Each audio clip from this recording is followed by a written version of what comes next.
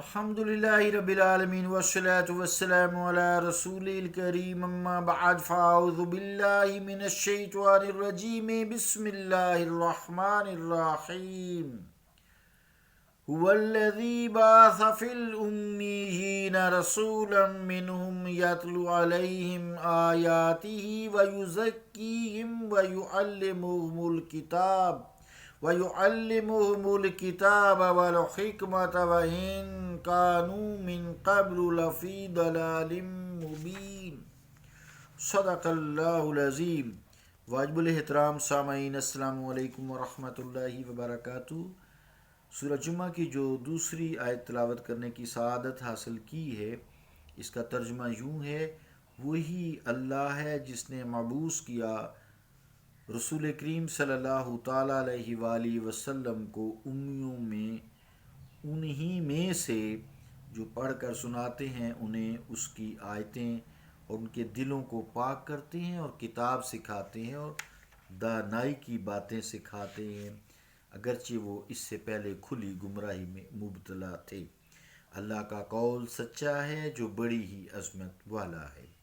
عزیزان گرامی قدر، اس سے پہلے اسی آیت کے حوالے سے پہلے کلپ میں امی کی تعریف جو علماء تفسیر، علماء خیر نے فرمائی ہے، اس کا میں نے تذکرہ کیا ہے۔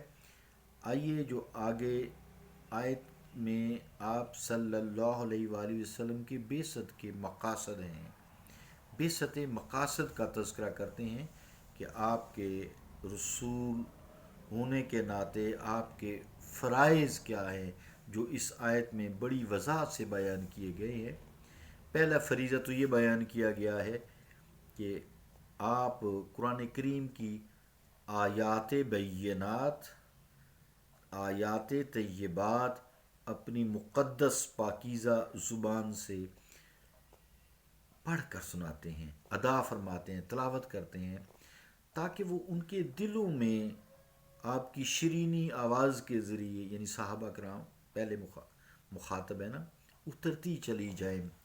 صرف پھر ان آیات کی تلاوت پر ہی بس نہیں کیا، بلکہ انہیں کتاب کی تعلیم بھی دیتے ہیں تاکہ ان آیات کی حکمتوں، ان کے ظاہری اور باطنی احکامات اور اس کے نور پر، اسرار و رموز پر آگاہی ہو جائے۔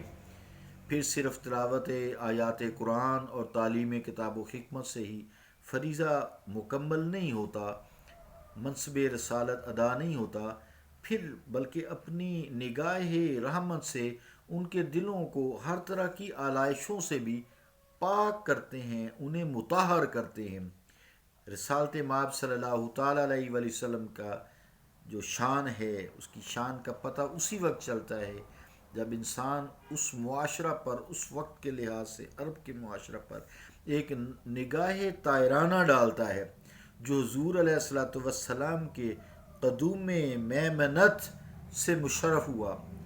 وہ لوگ پہلے کھلی گمراہیوں میں بھٹکتے تھے، تاریخ اٹھا کر دیکھ لیں، لیکن حضور کریم صلی اللہ تعالیٰ علیہ وآلہ وسلم کے فیوز نگاہ سے وہ ریگ زار جو تھے، عرب کے حقیر ذرے تھے، وہ آفتاب و ماہتاب بن کر دنیا میں چمکے۔ علامہ اقبال اسی مضمون کو اپنے فارسی شعر میں بیان کرتے ہیں۔ وہ فرماتے ہیں: امیے بود کے ما از اسرت حکمت او، واقف از سر نہاں خانہ تقدیر شدیم۔ کلیات اقبال فارسی، پیج 308، پیام مشرق، پیج 138۔ مطلب کیا ہے کہ آپ، جیسے میں نے امی کے لفظ کی علماء خیر کے حوالے سے تشریح کی ہے کہ بظاہر تو آپ کسی استاد سے لکھے پڑھے نہیں ہیں، چونکہ آپ کا اللہ استاد ہے، تو لیکن حکمت اثر ہے ان کی گفتگو میں، ان کے علم میں اتنا، اور پھر واقف ہیں وہ چھپے ہوئے رازوں کے، اور جو وہ تقدیر کے خانے رجسٹر ہیں نا، ان تک آپ کی نگاہ ہے، وہ بھی آپ جانتے ہیں۔ ہلکا سا ترجمہ کیا یہ شعر کا۔ علامہ علوسی رحمۃ اللہ علیہ فرماتے ہیں: یتلو علیہم آیاتہ، نا تو یتلو علیہم سے اس اس استفادے کی طرف اشارہ کیا گیا ہے جو زبان کال سے صحابہ کرام کو نصیب ہوا. اور پھر یزکیہم جو دوسرا آپ کا منصب ہے، فرض ہے، مقصد بعثت ہے، پہلا ہے یتلو علیہم آیاتہ، یعنی اپنے زبان ترجمان، اپنے زبان فیض سے صحابہ کرام کو فیض پہنچانا. پھر یزکیہم سے ان کے قلبی فیض پہنچانا، ان کو قلبی، ان کے قلب کی طرف اشارہ فرما دیا. یزکیہم کے لفظ سے جو نبوت کی نگاہ فیض، فیض اثر ہے اور توجہ باطنی سے انہیں میسر آتا ہے. اولیاء کرام اپنے مریدین پر اسی سنت نبویہ کے مطابق انوار کا القاء کرتے ہیں. اللہ تعالیٰ کی ذریعے جن اللہ تعالیٰ نے ان کے دل کو نور ایمان سے منور کیا نا، جہاں تک کہ ان کے دل اور ان کے نفوس پاک اور مطہر بن جاتے ہیں. اس لیے اللہ تعالیٰ نے کہا نا، الا ان اولیاء اللہ لا خوف علیہم ولا هم یحزنون، سنو کہ اولیاء اللہ کو نہ کوئی خوف ہے اور نہ کوئی ڈر ہے، آخرت میں وہ غمگین نہیں ہوں گے. علامہ سید محمود آلوسی فیضان نگاہ کا تذکرہ کرتے ہوئے فرماتے ہیں، جس کا اردو ترجمہ یہ ہے: مرشد کامل کی توجہ اور تعلق خاطر کی برکات کا میں انکار نہیں کرتا.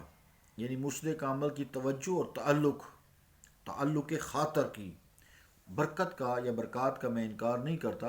اللہ تعالیٰ کے فضل سے فرماتے میں نے خود بھی مشاہدہ کیا. سبحان اللہ. روح المعانی زیر آیت ھذا جز 28 پیج 107. عزیزان گرامی قدر، بعض یہود نے حسد کی بنیاد پر اس آیت سے یہ ثابت کرنے کی ناجائز کوشش کی ہے کہ حضور علیہ الصلوۃ والسلام صرف امیین یعنی اہل عرب کی طرف رسول بنا کر بھیجے گئے تھے، لیکن یہ استدراج سراسر باطل ہے، حسد بغض پر مبنی ہے. اگر قرآن کریم میں الامیین ہوتا تو ان کے قول میں کچھ وزن بھی ہوتا. یہاں تو فی الامیین ہے، امیوں میں سے کے الفاظ ہیں، اور اس میں کیا شک ہے کہ حضور علیہ الصلوۃ والسلام کی بعثت امیین میں ہوئی؟ کوئی شک نہیں ہے. لیکن آپ کی بعثت ان امیین تک محدود نہیں ہے، جس طرح قرآن کریم کی متعدد آیات سے بھی ظاہر ہوتا ہے. کافۃ للناس بشیرا ونذیرا وما ارسلناک الا رحمۃ للعالمین.